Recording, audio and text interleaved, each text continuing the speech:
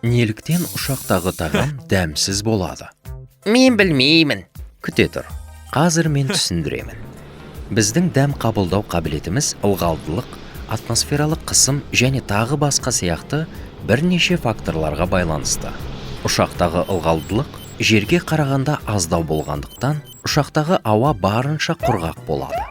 Сонымен қатар, ұшақтың ішіндегі және сыртындағы атмосфералық қысымды ұстап тұру үшін, оның ішіндегі ауа қысымы төмендейді.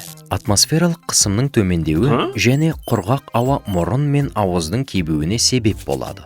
Ал құрғақ мұрын иісті жақсы сезе алмайды. Иә, досым, мен де бургердің иісін сезе алмаймын. Тағамның иісі бізге ондағы дәм мен ингредиенттерді тануға көмектеседі. Сондықтан да біз үшін иісін жақсы сезе алмаған тағам дәмсіз болып көрінеді. Сонымен қатар, ауыздың құрғауы біздің дәм сезгіш бүршіктеріміздің сезімталдылығын төмендетеді.